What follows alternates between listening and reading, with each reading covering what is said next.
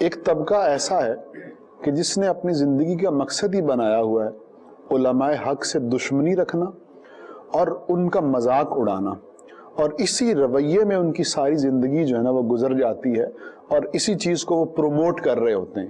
تو میرا سوال یہ ہے کہ یہ جو رویہ ہے اس کے بارے میں آپ کیا فرماتے ہیں؟ اللہ تعالیٰ کی طرف دعوت دینے والوں کے ساتھ مخالفانہ رویہ اختیار کرنا یہ کوئی نئی بات نہیں ہے، یہ ہمیشہ سے ہی چلتا آیا۔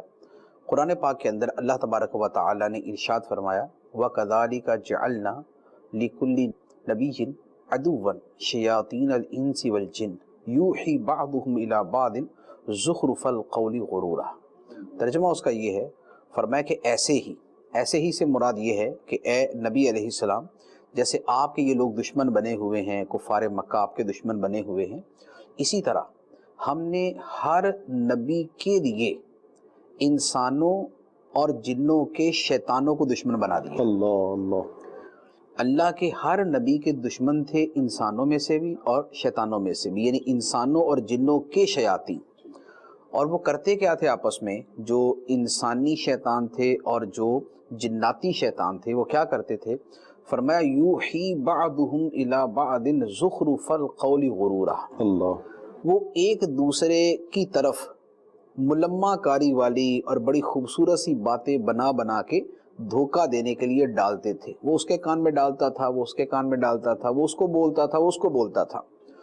جو جنات میں سے شیطان ہیں وہ تو وسوسہ ڈالتے ہیں، ٹھیک، کہ جو سنتا نہیں ہے لیکن دل میں اترتا ہے۔ اور جو انسانوں میں سے شیطان ہیں، شیاطین الانس، جو انسانوں میں سے شیطان ہیں، وہ کیا کرتے ہیں؟ وہ اپنی تقریر سے، اپنی تحریر سے، اپنے کلام سے، اپنی گفتگو سے وہ اللہ والوں کی دشمنی کی باتیں جو ہے وہ دلوں میں ڈالتے ہیں، دوسروں کو بولتے ہیں، ان کا ذہن بناتے ہیں۔ اچھا، اور یہ کیا کرتے ہیں؟ فرمایا کہ وہ باتوں کو ملمہ کاری سے مزین کر دیتے ہیں، باتیں دکھنے میں بڑی خوبصورت لگتی ہیں، ان کو ٹائٹل بڑا شاندار دے دیا جاتا ہے، ان کے لیے الفاظ بڑے خوبصورت چنے جاتے ہیں۔ جیسے اگر انبیاء علیہم السلام کی ہم سیرت کو پڑھیں، خود قرآن پاک کے اندر ہی اگر پڑھیں تو اس میں کیا ملتا ہے کہ قوم جو ہے وہ آگے سے بولتی تھی کہ بھئی ہمارے ایک بڑوں کا طریقہ چلتا آ رہا ہے، آپ کہتے اسے چھوڑ دیں، ہمارا مال ہے، ہم اس میں اپنی مرضی سے جیسے چاہیں تصرف کریں، آپ کون ہوتے ہیں ہمیں سمجھانے والے، یوں کرو یوں کرو یوں نہ کرو۔ تو وہ اپنے طرز عمل کو ہمیشہ اچھا ہی سمجھتے تھے اور اسے کوئی نہ کوئی اچھا ٹائٹل دے دیتے تھے۔ تو وہ جو برے کام کو اور بری گفتگو کو اچھے ٹائٹل میں اور اچھے الفاظ میں چھپا کر دوسروں کو بتانے والا کام ہے، وہ انبیاء علیہم السلام سے چلتا آ رہا ہے اور آج تک چلتا آ رہا ہے۔ جب انبیاء علیہم السلام کو لوگوں نے نہیں چھوڑا تو جو انبیاء کے وارث ہیں ان کو کیوں چھوڑیں گے؟